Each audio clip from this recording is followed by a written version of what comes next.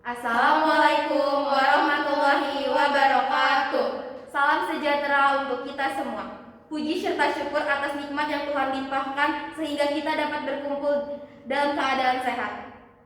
Bapak dan Ibu guru yang kami hormati, izinkan kami untuk memperkenalkan diri. Nama saya Mary Aryani dari SMA Yadika 12. Saya Asila Putri Wahyudi, kelas 10 IPA SMA Yadika 12.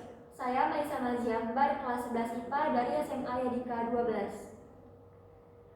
Pada hari ini, kami akan mempresentasikan hasil penelitian kami yang berjudul Pengolahan minyak jelantah menjadi sabun cuci dengan ekstrak daun puring. Kami mengolah minyak jelantah menjadi sabun cuci karena pada masa pandemi ini kehigienisan sangat dijunjung tinggi. Sabun menjadi produk yang penting. Masyarakat Indonesia pada umumnya menyukai makanan yang digoreng, sehingga konsumsi minyak goreng di Indonesia cukup tinggi, terlebih lagi pada masa COVID-19. Banyak dampak buruk yang disebabkan oleh limbah minyak goreng, salah satunya adalah pemicu penyakit kanker dan jantung. Dan minyak jelantah dapat berpotensi mencemari tanah dan air jika tidak dikelola dengan baik. Melihat permasalahan yang terjadi, maka kami tertarik untuk melakukan penelitian pembuatan sabun cuci dari limbah minyak jelantah dengan bahan alami yaitu ekstrak daun puring sebagai antibakteri. Pemurnian minyak jelantah. Alat dan bahan pemurnian minyak jelantah adalah sebagai berikut. Langkah pemurnian minyak jelantah. Kami menggunakan 1 liter minyak jelantah dan dicampurkan 2 sendok makan arang sekam untuk dipanaskan kemudian disaring. Setelah itu kami menambahkan bleaching earth sebanyak 100 gram ke dalam campuran minyak jelantah yang sudah disaring dan kemudian kami panaskan kembali hingga mencapai 90 derajat Celcius. Setelah itu minyak didiamkan selama 24 jam di tempat tertutup. Terakhir, minyak disaring menggunakan kain penyaring. Pembuatan ekstrak daun puring. Alat dan bahan pembuatan ekstrak daun puring adalah sebagai berikut. Langkah pembuatan ekstrak daun puring. Cuci dan iris daun kemudian masuk ke oven selama 25 menit dengan suhu 120 derajat Celcius.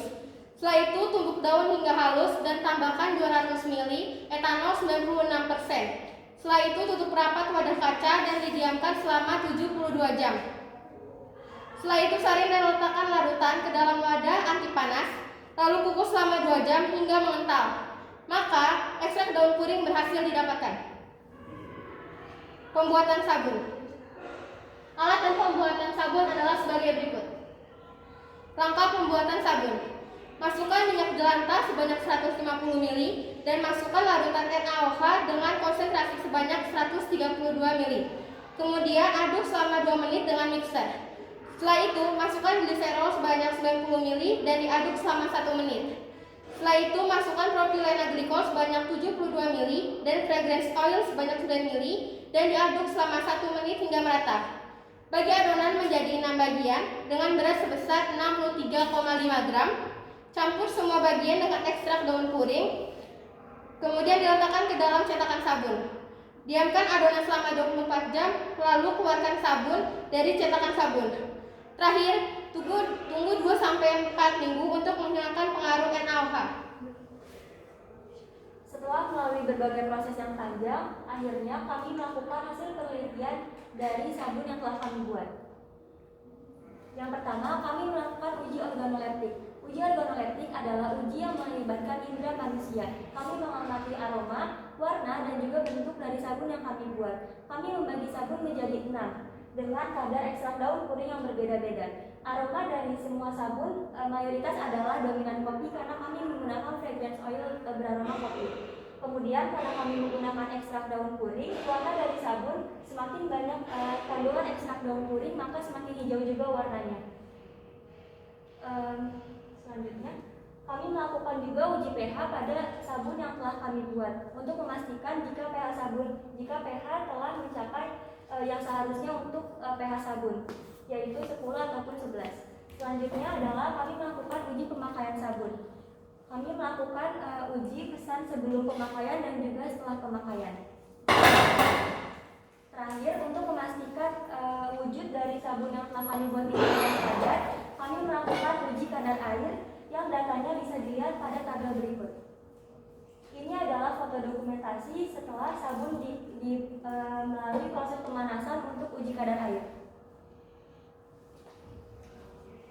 Kesimpulan, minyak jelantah sebaiknya tidak digunakan kembali untuk memasak karena mengandung zat karsinogenik yang beresiko mengancam kesehatan tubuh. Sebagai alternatif, minyak jelantah dapat diolah kembali menjadi sabun dengan syarat sebelumnya minyak jelantah sudah dimurnikan. Sabun yang kami buat menggunakan ekstrak daun puring sebagai bahan antibakteri. Melalui beberapa proses yang sudah kami lakukan, sabun dari minyak jelantah dengan ekstrak daun puring akhirnya terselesaikan. Kami juga sudah melakukan uji coba untuk memastikan kualitas sabun. Saran: perlu dilakukan penelitian lebih lanjut yang mengenai ekstrak daun kuning yang memiliki aktivitas antibakteri dan perlu dilakukan pengembangan sediaan dalam bentuk lain dengan bahan aktif ekstrak daun kuning. Demikian presentasi ini kami sampaikan. Semoga penelitian ini bermanfaat dan terima kasih. Wassalamualaikum